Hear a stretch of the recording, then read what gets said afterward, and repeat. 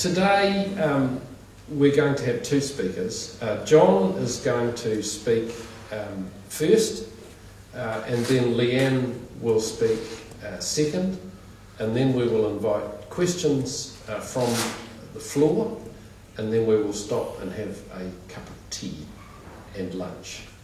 So I'd like you to put your hands together for John Pearson. I'll read it, this one. If I can see it. Lianne, we need your leadership to challenge the government to act and challenge in the way that the insurance companies, EQC, the building sector and Sarah are messing about with their lives.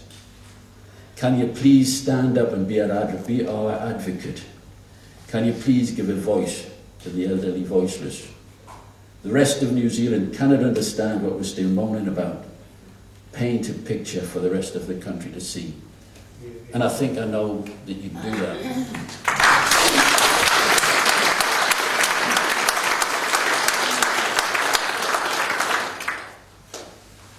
I don't think I need to introduce our mayor. She's one of us. You know, she's been for most of us here, she's been our MP for many years. She's a red zoner. She lost her house in the red zone. She didn't go to live in, you know, she didn't go out of town. She didn't go to Kaikoura and Rangiora or, you know, she stayed, she went to Burwood. She bought a place at Burwood. She's a hop, skip and jump from the red zone. She stayed with us. She's been to most of our forums. And when she was in government, she was Minister for Senior Citizens. So I think she knows more about us than any other politician in this land. So that's why I'm confident that Lianne can help us all.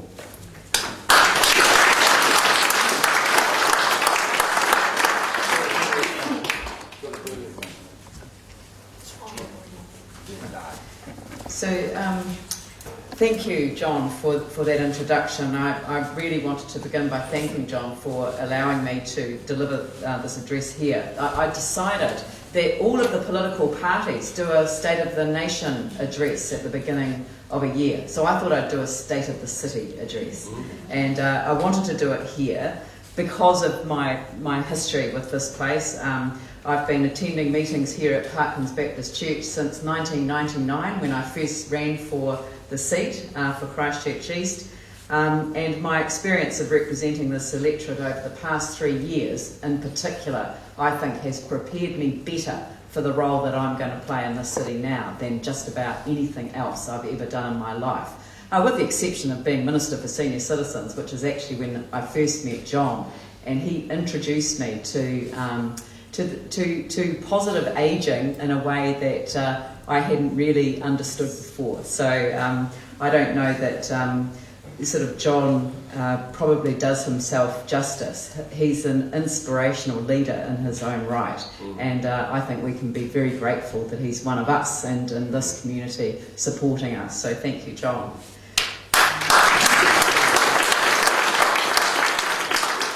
So why did I decide that it was time to make a State of the City address? It's actually not just about this being election year, although that has something to do with it. I think it's important that as Mayor, I establish some rules of engagement for the political process that is about to begin. There are layers of distress, as we've already heard, in a post-disaster environment that must be taken into account. And that's a very strong message that I've been sending to all the political parties. I want them all to come to Christchurch. This is an open invitation for them to come. But talk to us about what we want to achieve as a city first before they tell us what they want to do for us. And I think that will stand them in good stead, and it will stand the city in good stead as we enter into the politics of an election year. I don't want them to focus on each other, and I've made this pretty clear. I don't want people saying, you know, this is what you've done, this is what you're saying you're doing, but you can't do it. I don't want that, because that will sideline the interests of the city. I want everyone to focus on what they are going to do to support Christchurch get through what it needs to get through. We need every party to demonstrate that they understand the challenges that we face, the nature of the decisions that we need them to make, and also the importance of sticking firm and giving people the certainty that they need. I don't think I could say it any better than John has already said it. A collaborative partnership is what I'm looking for, regardless of whoever is in government, because advancing the interests of this city is not something that we can do on our own, but it is not something that the government should take away and do for us. It is actually not their role to lead the recovery. It is our role to lead the recovery ourselves with the support of central government enabling us to achieve our goals. So that's going to require a bit of give and take on both sides. Our council was elected with a mandate for transparency and accountability, and we want the same commitment from our central government leaders.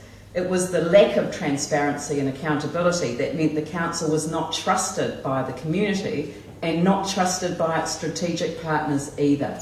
And I think that lack of trust has been what has been holding the city back, and it has been part of the problems that we are going to have to resolve. Restoring that trust is a top priority, but to what end? What do we want to achieve? And I thought I would begin by listing a set of priorities that we have set as a council, as a city, for what is going to be an extremely challenging year ahead of us. The third year is always the hardest, they say. The first priority is a timeline to give residents certainty. People need to know the timeframes for repairs and insurance, EQC, claim settlements. We are identifying where the barriers are and helping to resolve them. We've already started meeting with Sarah, with EQC and the insurers to have that conversation. What are the barriers that are holding people back? What is standing in the way of the repair and the rebuild that John has identified? People are our top priority.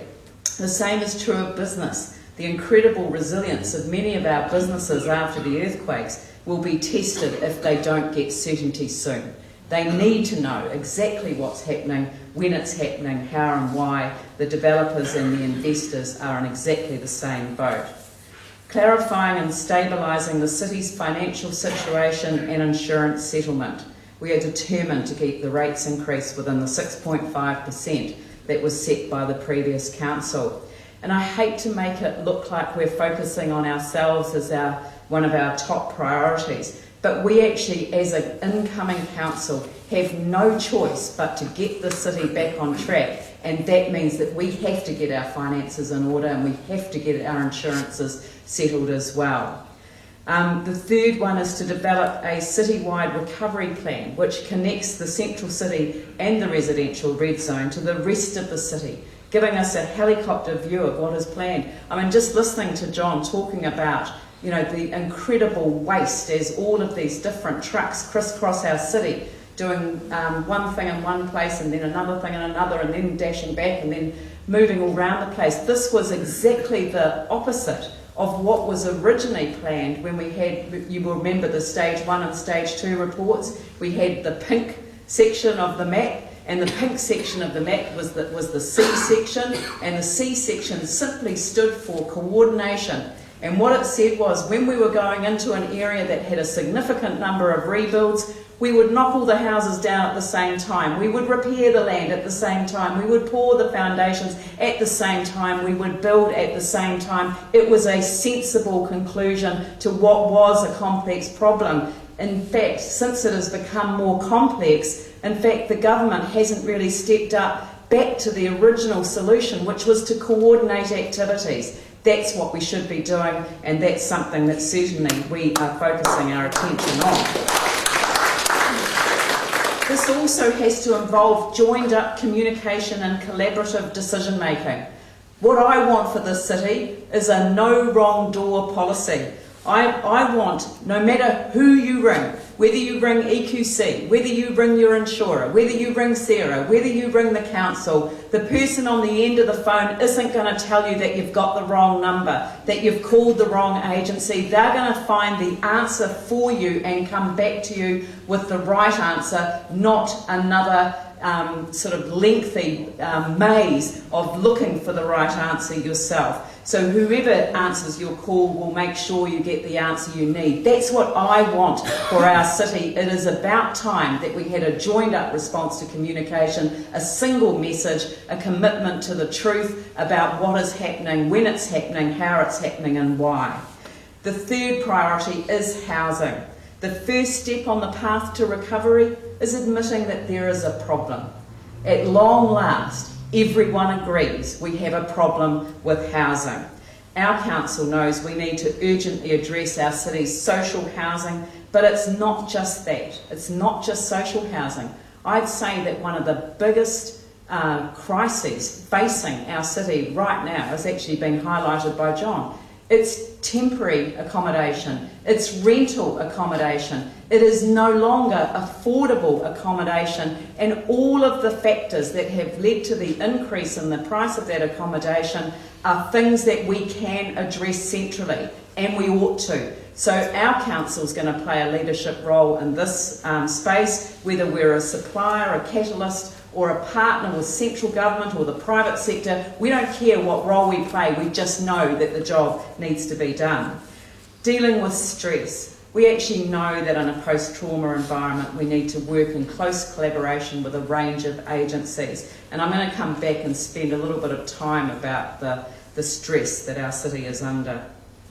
Ensuring the council's planning and work programs relating to the recovery are directly informed by the principles underpinning the Resilient Cities Network. Now, some of you will know, some of you don't, that Christchurch has been selected as one of the 100 resilient cities as part of the Rockefeller Foundation's commitment to its centenary, which is to develop resilience throughout the world and develop a network of resilient cities. Christchurch has been accepted as part of the first tranche, which is going to give us access to a range of cities around the world that have built resilience post a disaster, some of them ahead of a disaster, some of them nothing to do with a disaster, but seeing, for example, the effects of climate change and sea level rise affecting, for example, some small islands, and coastal cities. Those sorts of things are matters that are on our agenda.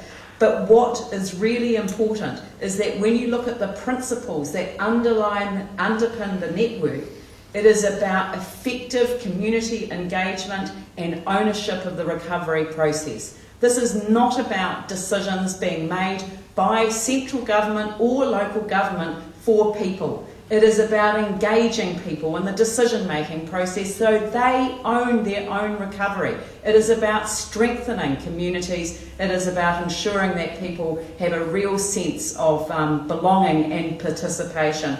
Those are the things that are important to our council. It also means we need to reflect on the response and the recovery that we've been through so far so we can learn the true lessons of what has occurred. There have been so many different reviews, but nobody really has that helicopter view of how we did things, how we responded, which, you know, on the community level was absolutely magnificent, the way we all came together and helped each other. But have we learnt about the recovery structure? Is the structure that we've got the best structure that we could have had? I don't think so. I think there are things that we can still do to improve on that. We owe it to the people who died or were seriously injured in our city and those who have lost their homes to actually understand what happened, learn the lessons and teach the lessons to others. And finally, we need to lay down foundations for transitional arrangements, given that in April there are only 2 more years of the Canterbury Earthquake Recovery Act to run. So that's a very short space of time. In April, they would have been here for 3 years and they have only 2 years to run. It is time to start thinking about what will take its place and how we will transition over the next couple of years, because I think that we need to take ownership of that as a city as well. Now that's a very strong agenda and will require determination to make it happen. The challenge is that we still don't have a complete picture of the financial situation that we face as a city.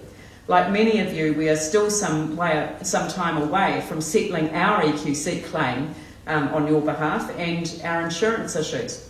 This creates a gap in our budget. Now, unfortunately, we don't know how big that gap is. We still don't know how big that gap is. And nor did the previous council know how big that gap was when they entered into a binding cost-sharing agreement with the government. Now, I believe that's irresponsible. Irresponsible. I don't think that any one of you would run a budget in your household where you would spend money or commit to spending money in the future on something that you weren't quite sure about what it would cost and what it would look like without knowing that you were getting the money for the full amount of your claim for the item that you had lost. Would anyone in this room do that? I don't think so. So that's, to me, is a huge problem. The previous council committed to projects that we can't afford. They created expectations of levels of service that we can't deliver. We have inherited this situation, but we have to take responsibility for it as an incoming council. We have a company going through the books with a fine-tooth comb. We have another company about to get to work on getting the best returns out of our city's holdings. We have established a steering group to drive our insurance settlement from a governance perspective.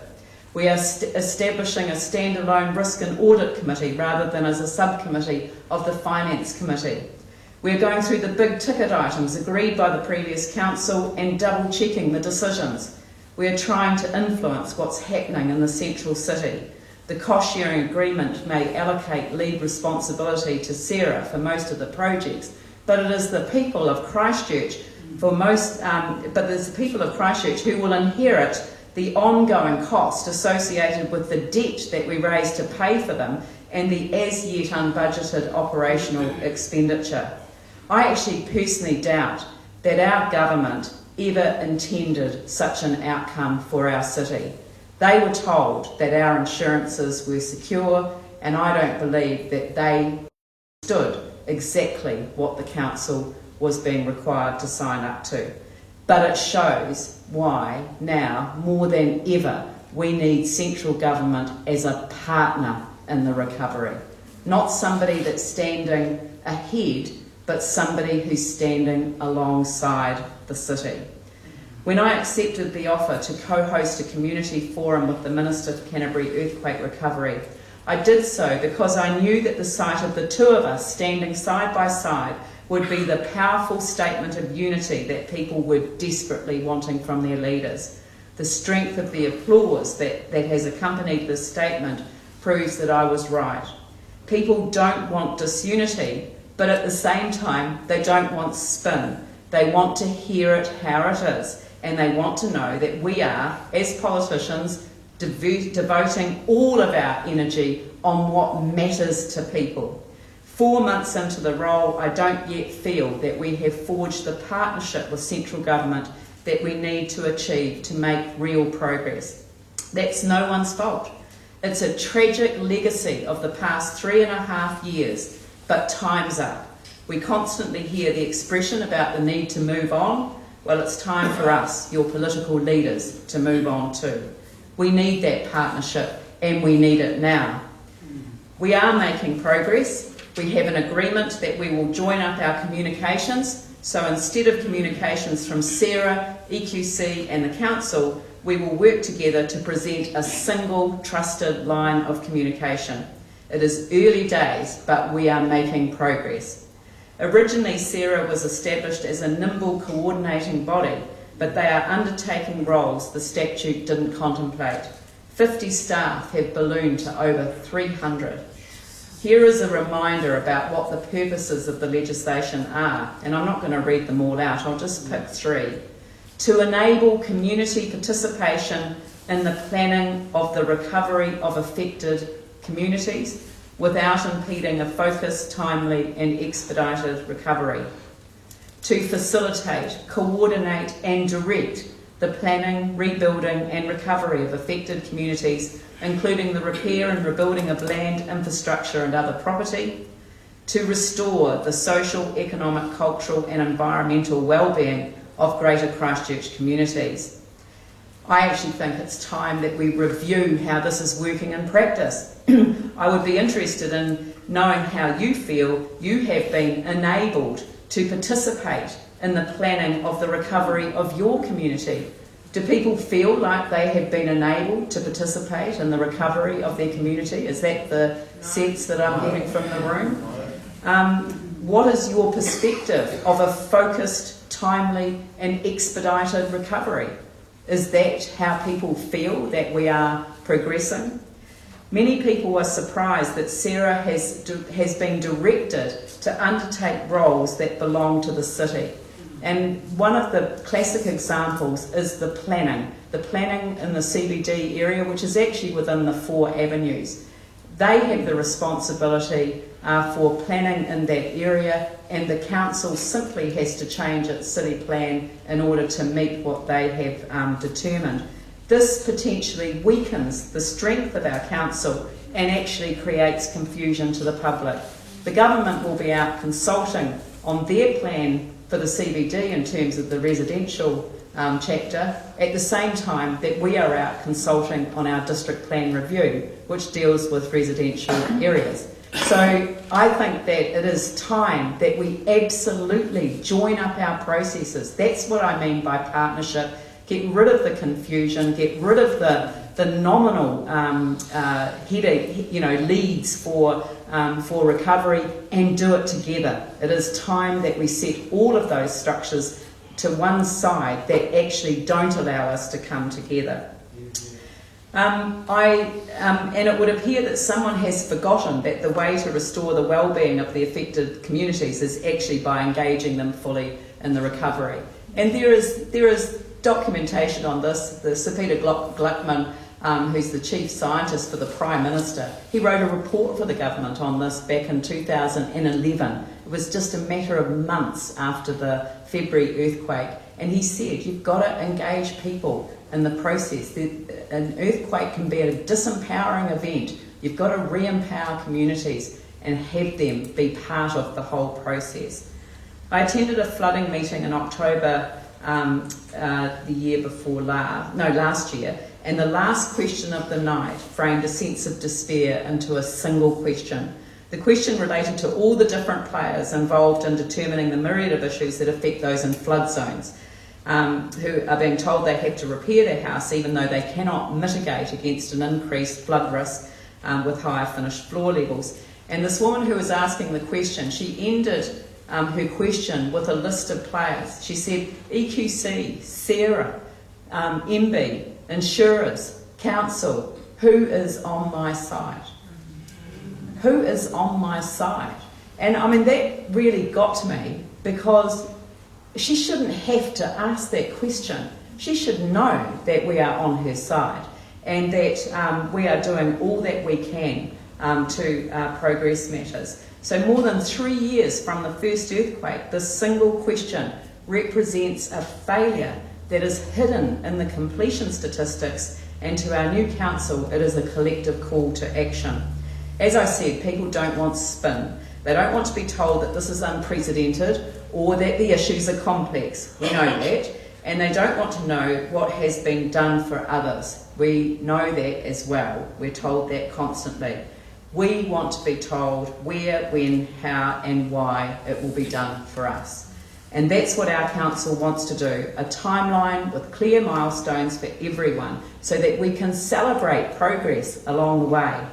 We want a citywide plan to give us a holistic view that doesn't exclude the central city and the residential red zone.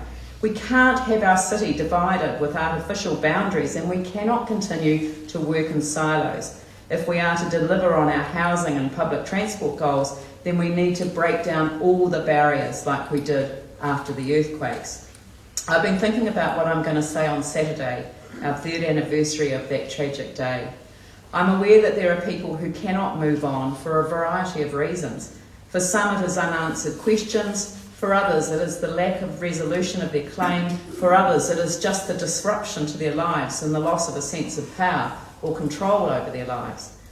As a council, we need to commit to finding the answers to those questions, resolving the outstanding issues and committing to learning the lessons of what has occurred. As a city, it is my view, we must unite as we did after the earthquakes, east and west, north and south, young and old. Together we can do this. Everything I have read about recovery tells me we need legacies for communities affected by disasters to leave future generations, so that it isn't just the tragedy of these earthquakes that defines this moment in our history. I found a report prepared in the wake of the Queensland floods which encapsulated this in its title. It's called A Silver Lining: Community Development, Crisis and Belonging. It talks about the need for strategies to build on the community spirit that was demonstrated during their flood crisis, precisely what I think we need now. Strategies to help restore and strengthen the social fabric and create an even stronger foundation for future challenges and crises. Community building ideas to help people with residual trauma, fears for the future and grief for what has been lost.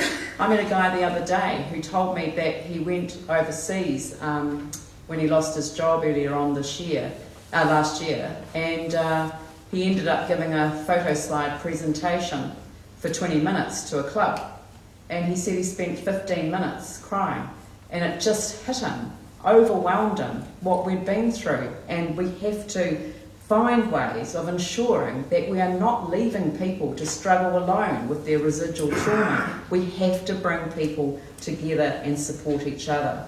And strategies to strengthen the community's ongoing capacity to show leadership, plan and engage with government, business and other stakeholders about solutions to problems created by the floods.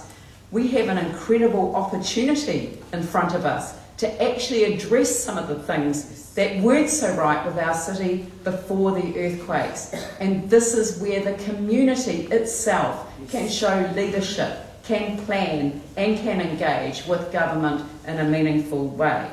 We too in Christchurch can find our silver lining.